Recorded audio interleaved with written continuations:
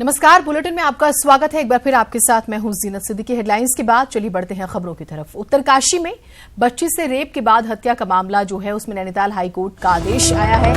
Court ने कहा है कि 48 घंटे के भीतर बनाए मामले की जांच के लिए एसआईटी जल्द से जल्द एसआईटी दे पूरे मामले पर रिपोर्ट। परिवार को भी सुरक्षा देने के कोर्ट ने आदेश दिए हैं।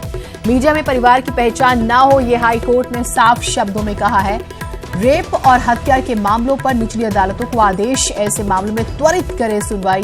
कोर्ट ने राज्य सरकार से पूछा है, रेप हत्या जैसे मामलों में सजाए मौत का प्रावधान कब तक? बाहरी लोगों की राज्य में जमीन खरीदने के लिए सरकार ने बनाए हैं क्या कानून? सरकार को जवाब दाखिल करने के आदेश दिए गए। सुनील नवप्रभात हमारे साथ, हमारे सहयोगी जुड़े हुए हैं। सुनील, कोर्ट काफी सख्त है इस पूरे मामले को लेकर।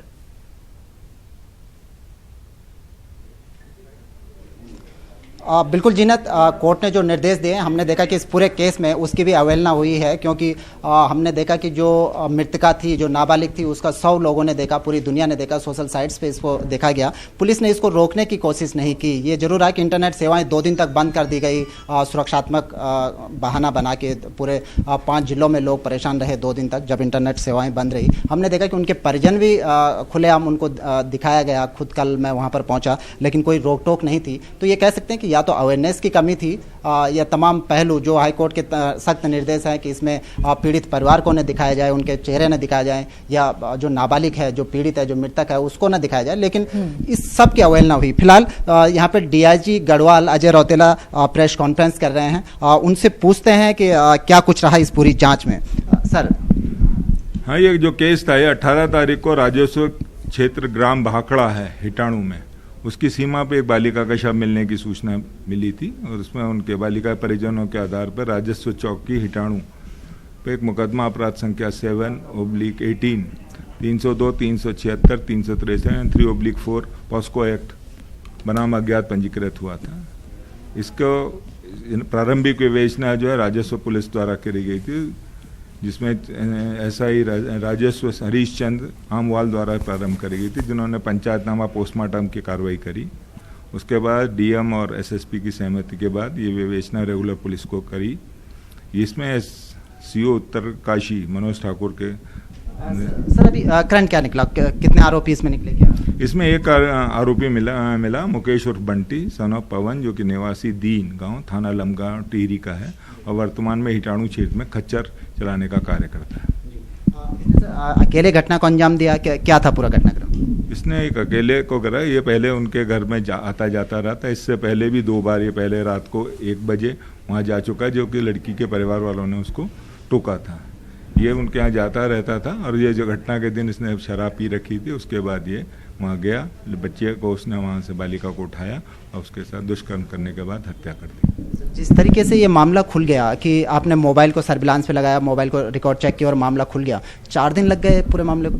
ये विवेचना में करे, जैसा आपको मालूम है कि लॉ एंड ऑर्डर हो गया था। मुख्य विवेचना हमने कल करी, जब घर वालों ने कुछ हमें क्लूज दिए, उसके बाद हम कार्रवाई कर सकते हैं। इसमें सर एक चीज़ देखने को मिली कि लगातार हमने देखा मीडिया में भी कि किस तरह से आप लोगों ने पहले ही आउट कर दिया था कि हमने 4 लोग हिरासत में किए हैं, और ये भी बता दिया था कि विशेष समुदाय से जुड़े हैं, जिसके कारण इतना पूरा तमाम जिलों में विरोध प्रदर्शन हुआ। हम लोगों ने नहीं बताया था, आप लोगों ने बताया होगा। हम लोगों ने नहीं बताया था कि विशेष समुदाय गिरफ्तार कर रहे थे। यहाँ पे प्राइमरी बताया गया था, कुछ लोग संदिग्ध हैं जिनको रोका गया था, उनका मेडिकल उपरांत के बाद उनके बाद कार्रवाई करी गई थी। आज हाईकोर्ट में भी इस मामले को लेकर सुनवाई है। हाईकोर्ट ने कहा है कि ऐसे मामलों में न पीड़िता के परिवार को दिखाया जाए, न पीड़िता को दिखाया जाए, लेकिन इस मामले में सिरे से ये सब निर्देश गायब रहे। मैंने बताया शुरुआत में ये राजस्व क्षेत्र का मामला था, ना हमने पूरे पीड़िता के परिवार को ही, जैसे आपने देखा होगा भी, मैंने मुलजिम को भी आपसे बात नहीं करा रहे हैं, जो निर्देश हैं हाईकोर्ट के, उसके साथ कार्रवाई की गई है। एक जो संवेदनशील पहलू ये रहा कि आप लोगों ने शुरुआत में 5 लोगों को हिरासत में लिया, बिहार के थे, इनको ईद पे जाना था। एक 60 वर्षीय शमसुद्दीन है, उसके बेटे की शादी थी। वो लोग हैं कहाँ? 5-4 दिन हो गए, कहाँ हैं? उनके पास हैं, वो उनको भेजा जा रहा है। सर वो निर्दोष हैं क्या? अभी तक तो यही लग रहा है। सर 4 दिनों तक परिवार से दूर रहना, पूरे बिहार में मोतिहार में कोहराम मचा हुआ है, जो हमारी परिजनों से बातचीत हुई। ठीक है, उनको बात करा दी गई है और ये कर रहे हैं। ठीक, थैंक यू। तो जीनत, ये तो डीआईजी गढ़वाल, जो आपने देखा कि उन्होंने सवालों के जवाब भी दिए और बहुत सारे सवालों से बचने की कोशिश भी की। जी। बिल्कुल, लेकिन अब एक चीज जो है बेहद ही महत्वपूर्ण ये कि इस पूरे प्रकरण में जो व्यक्ति निकला है मेन, वो परिवार में आता जाता था और वो जानने पहचानने वाला ही था। और फिर मुझे सुप्रीम कोर्ट के वो कुछ स्टैट्स रखे गए थे और उसमें एक रिपोर्ट आई थी, उसमें कहा गया था कि ज्यादातर इस तरह के मामलों में आपके 70 to 80% जानने वाले ही इन्वॉल्व होते हैं और वो यहाँ पर नजर आ रहा है।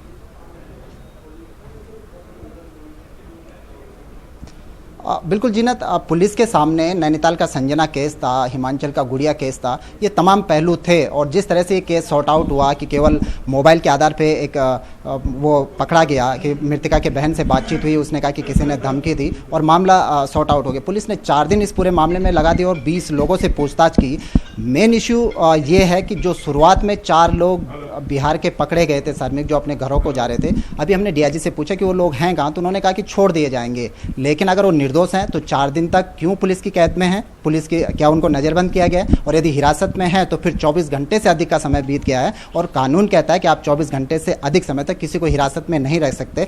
तो फिर जिन 4 लोगों को, जिन 5 लोगों को अभी तक हिरासत में रखा गया है, उनका क्या? बिल्कुल, और उनकी सुरक्षा भी उतनी ही जरूरी है, क्योंकि गुड़िया प्रकरण की जब हम बात करते हैं उसमें एक व्यक्ति की मौत हो गई थी, उसकी वाइफ दर दर की ठोकरें खा रही थी, ये भी हमें याद है। आपका बहुत शुक्रिया सुनील, आप हमारे साथ जुड़े। नैनीताल हाईकोर्ट जो है वो इस पर बहुत नाराज हुआ है और उसने साफ तौर पर कहा है कि रेप और हत्या के मामलों पर निचली अदालतों को आदेश दिए हैं कि ऐसे मामलों में तुरंत कार्रवाई की जाए। वीरेंद्र बिष्ट हमारे साथ, हमारे सहयोगी जुड़े हुए हैं। वीरेंद्र, कोर्ट ने और क्या कुछ कहा है? हालांकि 48 घंटे का अल्टीमेटम जरूर दिया है कि आप एसआईटी का गठन कीजिए। देखिए, बिल्कुल जिस तरह से उत्तरकाशी में ये जघन्य अपराध सामने आया था, उसके बाद तमाम जो कानून व्यवस्था थी उस पर भी सवाल खड़े होने लग गए थे, जिसके बाद नैनीताल हाईकोर्ट की जो खंडपीठ है उसने पूरे मामले का संज्ञान लिया। आज उसमें तमाम डायरेक्शन राज्य सरकार को दिए गए हैं। खास तौर पर ये कहा है कि आप 48 घंटे के अंतर्गत एक एसआईटी का गठन करें और उसमें एसपी या फिर अपर एसपी, सीओ तरह के अधिकारी रखें और एक एनजीओ रखें और महिला अधिकारी उसमें हो। वो पूरे मामले की जांच करेगी। कम से कम समय में, यानी जितना कम समय उनको लगे, उस पूरे मामले की जांच करके वो हाईकोर्ट को दें। अगर अधिकतम समय लगता है तो पूरे मामले पर वो 6 हफ्तों का समय ले सकते हैं। इसके अलावा अगर बात करी जाए तो कोर्ट ने इन जघन्य अपराधों को लेकर सरकार से भी तमाम सवाल पूछे हैं। कहा है कि कब तक राज्य में इस तरह के जो हत्या है और रेप है, इस तरह के जो मामले उजागर हो रहे हैं, उनके लिए सजाए मौत का जो प्रावधान है वो कब तक कर लेंगे। इसके साथ ही जो पीड़ित परिवार है पूरे उत्तरकाशी का, मीडिया को भी ये कहा है कि इनकी जो पहचान है वो छिपाएं, क्योंकि इस तरह के मामलों पर उनकी पहचान देना ठीक नहीं है। हालांकि जो निचली अदालतों को भी नैनीताल हाईकोर्ट ने आदेश जारी बिल्कुल वीरेंद्र, ये आदेश तो सुप्रीम कोर्ट भी कुछ दिन पहले दे चुका है कि रेप और गैंगरेप जैसे मामले आते हैं उसमें पहचान नहीं बताई जानी चाहिए।